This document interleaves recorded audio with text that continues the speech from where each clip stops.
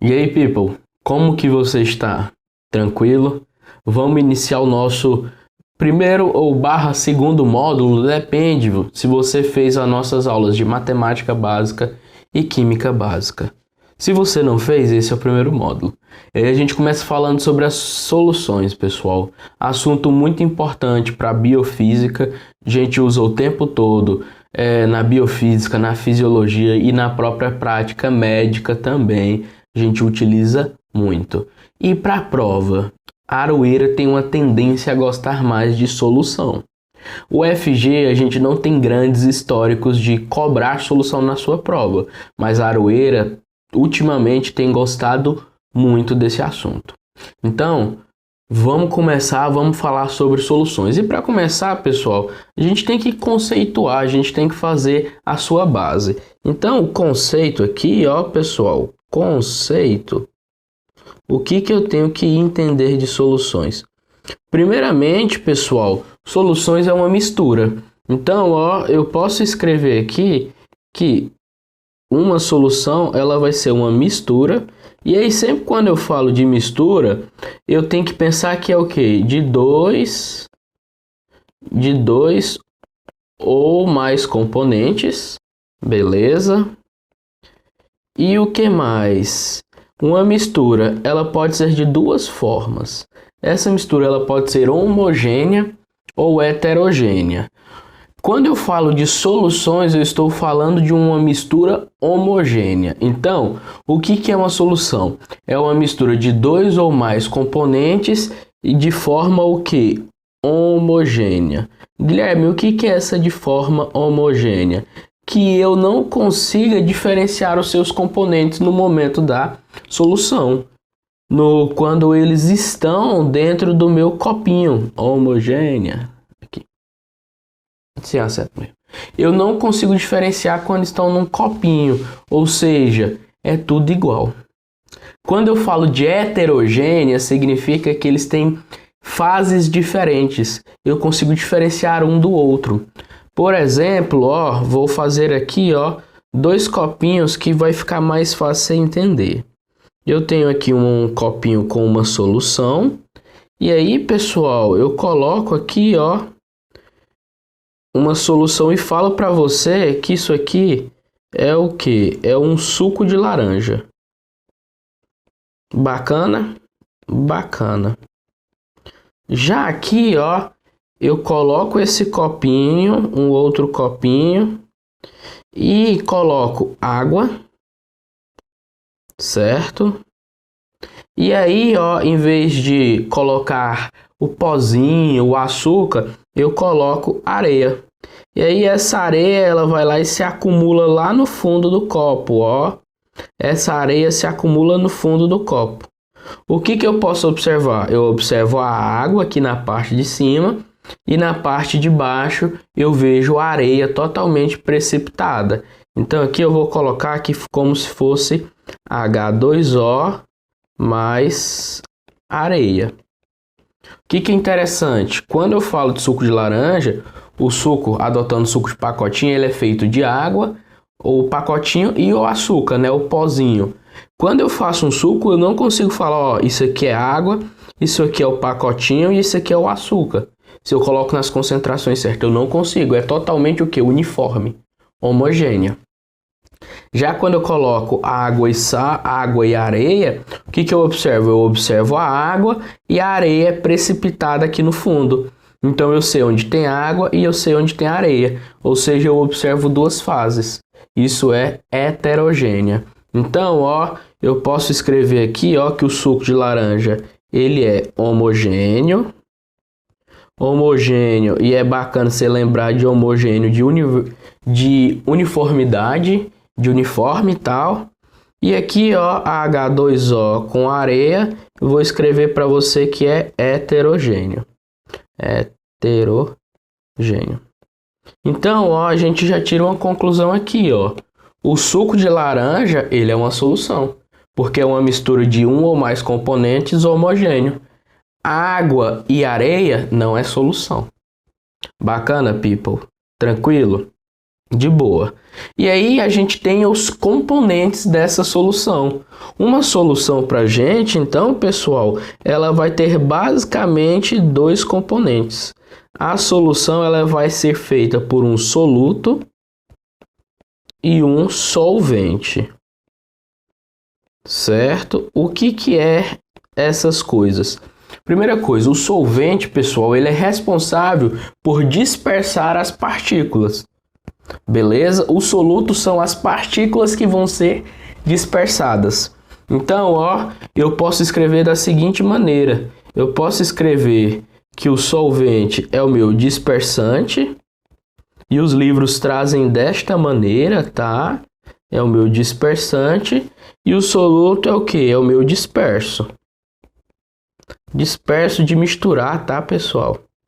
Bacana? Bacana. Mas não faz muito sentido, não é tão prático. Então, ó, eu costumo falar o quê? Que o solvente, geralmente, ele é o quê? Que está em maior quantidade. O solvente é quem vai dissolver o soluto e, geralmente, ele está em maior quantidade. Aqui, pra gente, na biofísica, o principal soluto que você tem que lembrar é o quê? Principal soluto não, gente. O principal solvente que você tem que lembrar é o solvente universal, que é a água. Então eu vou até botar aqui, ó, um OBS, botar um OBS e colocar aqui para você, ó, solvente universal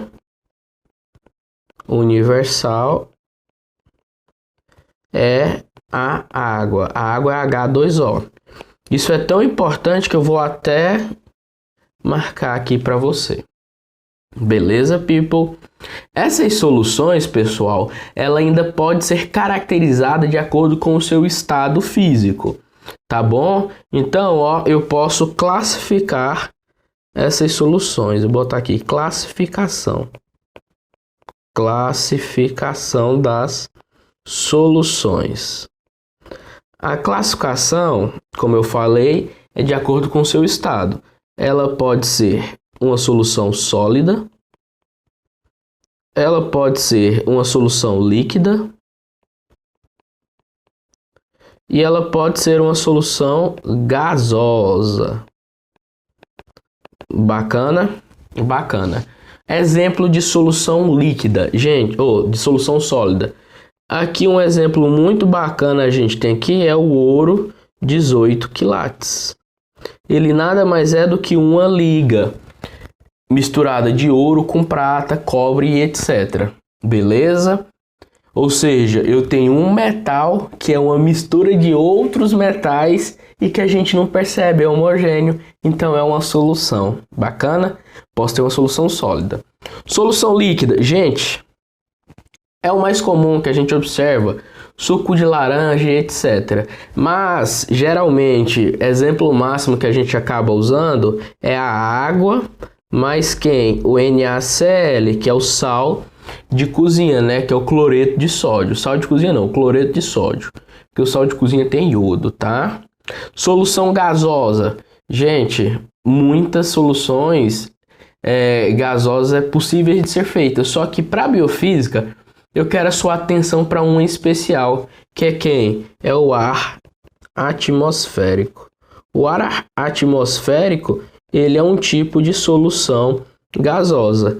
E ele é composto por quê? Majoritariamente por N2, tá? Não sei porque eu coloquei CO2, mas eu lembrei de CO2 primeiro, mas CO2, O2 e N2. Então aqui, ó, o CO2 é de menor quantidade, o O2 é de intermediário e o N2 está em maior quantidade. Beleza? Então aqui, ó, do menor para o maior. Beleza, pessoal? Tranquilo? E aí tem uma outra classificação que a gente também faz, que é de acordo com a sua quantidade de soluto. Então a gente pode classificar pela sua quantidade de soluto. A gente pode falar que ela é uma solução concentrada, ou uma solução diluída. E aí a gente acaba usando muito esses termos mais para frente quando for falar de diluição, quando que eu concentro uma solução e quando que eu diluo. Mas na prática a gente acaba usando muito referindo-se, por exemplo, a café, a suco. Aquele café mais forte, a gente fala, opa, esse café aqui está mais concentrado. Só que um ponto interessante de você saber para sua prova é que quando eu falo que algo está muito concentrado, significa que ele tenha muito soluto.